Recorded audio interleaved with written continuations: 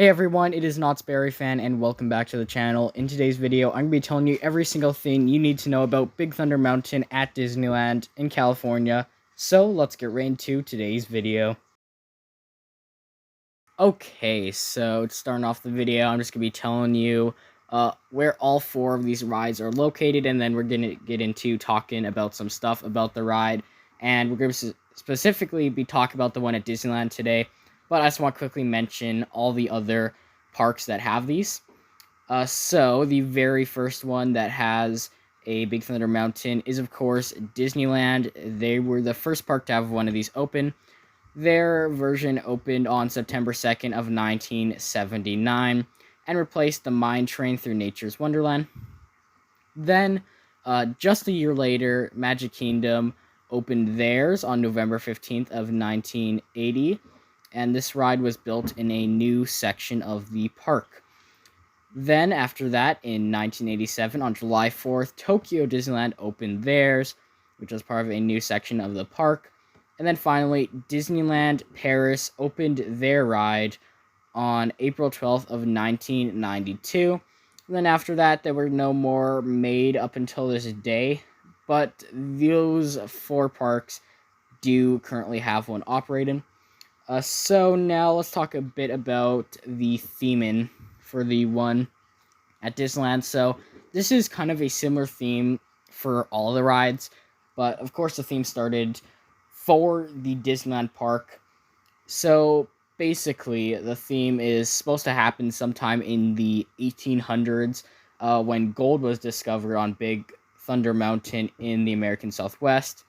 So it's just basically kind of like this mining town that you're going through, and you're going through all the mining caves, which honestly it's a really good theme. I really like it, and I really think Disney did a good job on the theme. Definitely love the mountain that this ride is built on. It's really cool. And now let's talk about who exactly created this attraction. So the original designers for the one at Disneyland was Imagineer Tony Baxter, and if you do not know what Disney Imagineer is, it's basically the ones that kind of come up with the theme and help design lots of the ride. And the ride design engineer, the person that Tony Baxter worked with, was Bill Watkins. They're basically the main people that worked on this project. And there was another company that helped design the track for this ride, and that company was Aerodynamics. They're both the original.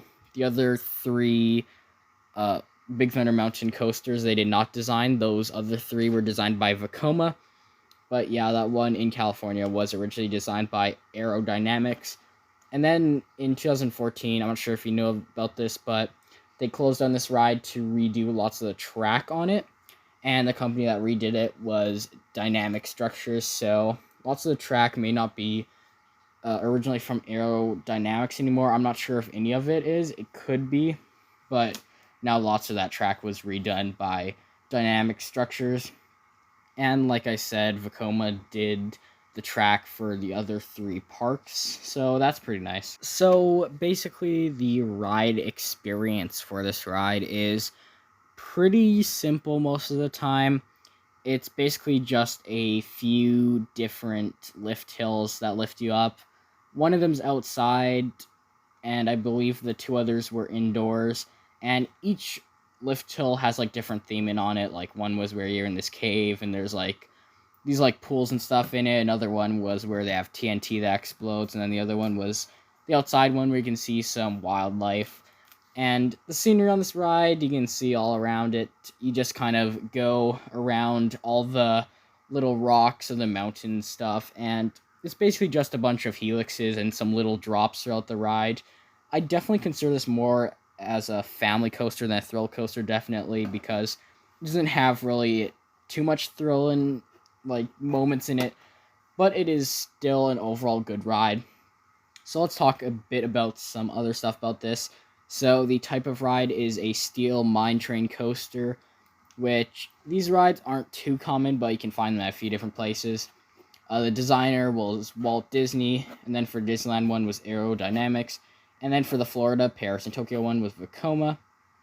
The track layout for this is completely custom. and the total height for this ride is 104 feet. So not the tallest ride out there, but still pretty big. This ride reaches top speeds of 56 kilometers per hour, which works out to 35 miles per hour. The duration is about 3 minutes. You have to be over 40 inches to go on this ride. And of course, this ride does accept Fast Pass and stuff like that, because that's something that Disney does.